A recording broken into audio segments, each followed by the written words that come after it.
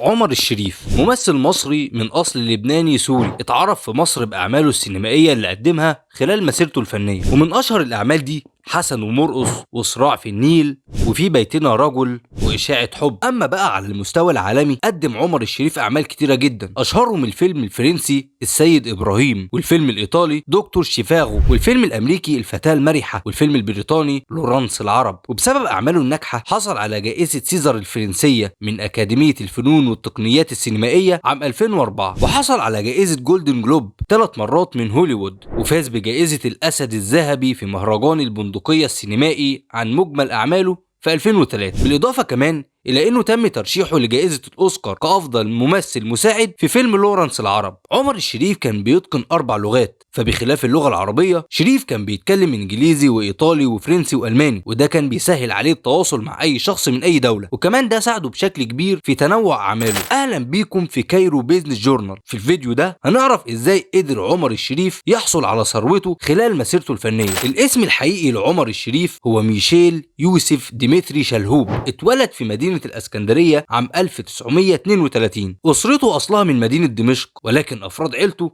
هاجروا لمصر في أوائل القرن العشرين. والد شريف كان تاجر خشب، وزيه زي أي أب كان عايز ابنه يطلع يشتغل معاه، ولكن شريف من صغره وهو بيحب التمثيل، وكان بيمثل على مسرح المدرسة وهو عنده 12 سنة، ولما كبر بقى يمثل في مسرح كلية فيكتوريا في الإسكندرية. وفي مرة من المرات شافوا المخرج يوسف شاهين وعرض عليه إنه يمثل دور قدام فاتن حمامة، وعرضوا على فاتن حمامة وقتها علشان يشوف هتوافق عليه ولا لا، ووافقت فاتن حمامة عليه وعمل الدور، وقدم أول أعماله السينمائية صراع في الوادي سنة 54. وبعد ظهوره في عالم السينما قدم سنة 56 فيلم أيامنا الحلوة مع فاتن حمامة وعبد الحليم حافظ وأحمد رمزي، والفيلم كان من إخراج حلمي حليم. وسنة 56 بيرجع تاني يشتغل مع المخرج يوسف شاهين في فيلم صراع في المينا، وشارك معاه في البطولة فاتن حمامة وأحمد رمزي. بعدها قدم فيلم ولا أنام مع المخرج صلاح أبو سيف. وسنة 57 قدم الفيلم الرومانسي سيدة القصر مع المخرج كمال الشيخ. قدم عمر الشريف سلسلة كبيرة من الأفلام،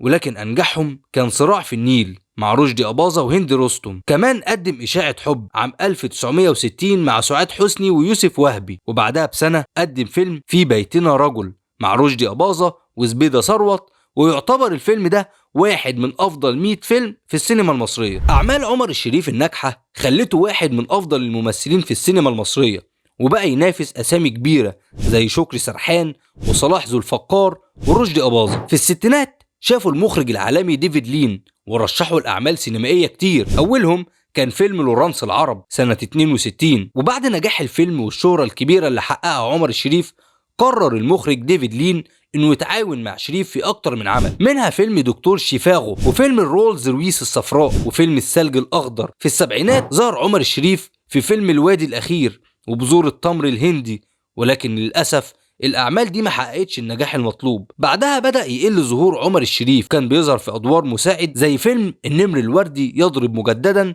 سنة 76. ظهر شريف بدور الشخصية الكوميدية في بعض الأدوار زي فيلم سري للغاية سنة 84. بعدها بدأ يبعد شوية عن الساحة الفنية، وكان بيظهر كضيف شرف أحيانا في بعض البرامج والمسلسلات. أثناء غياب عمر الشريف عن مصر شارك في مسلسلات إذاعية مصرية كتير، منها أنف وثلاث عيون والحب الضائع. بعد غيابه عن الشهرة العالمية قرر شريف انه يرجع لمصر في التسعينات، وشارك لأول مرة في حياته في مسلسل تلفزيوني حنان وحنين في 2007. بعدها شارك في واحد من أنجح أفلامه المصرية وهو حسن ومرقص مع الزعيم عادل إمام. من أعمال عمر الشريف الغير معلنة أو الغير معروفة هي الغناء. شريف ليه أعمال غنائية كتيرة جدا، منها مثلا أغنية كامينايتو. عمر الشريف ما كانش بس بطل في التمثيل، ولكن كمان كان بطل في لعبة البريدج، ودي لعبة ورق تنافسية بتعتمد على المهارة، وشريف كان ماهر جدا في اللعبة دي من قبل ما يكون حتى ممثل، وتصنف انه من افضل 50 لاعب في العالم في لعبة البريدج، وكان مكون فريق وبيلعبوا بطولات عالمية في البريدج. وسنة 90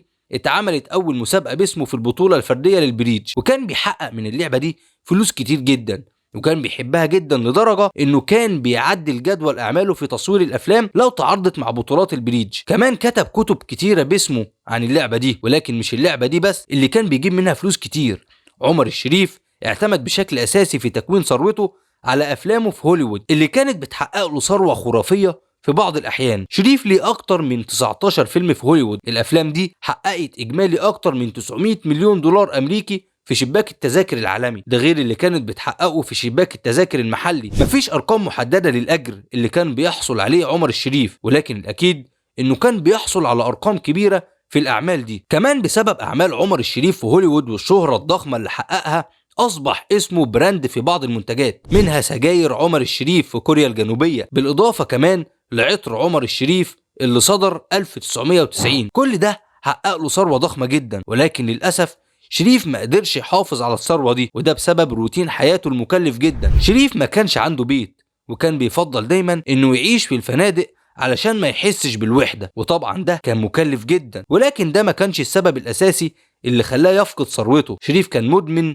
لعب القمار، وفي أحد اللقاءات التلفزيونية قال إنه كان بيدخل الكازينو مليونير يطلع منه معوش غير سعر فنجان قهوة، والموضوع ده كان بيستمر كتير لحد ما فقد كل ثروته. I wasted all my money gambling. Really? No. I never won. I won once. ومات في الآخر وهو بيمتلك 2 مليون دولار. في النهاية عمر الشريف كان فنان عالمي، ويعتبر أول فنان مصري يوصل للعالمية، وأعماله داخل وخارج مصر ذكرها وخلدها التاريخ. بس يا سيدي، وهنا نكون وصلنا لنهاية حلقة النهاردة. ما تنساش اللايك والشير وتعمل سبسكرايب للقناة، وتقول لنا رأيك في التعليقات. سلام عليكم.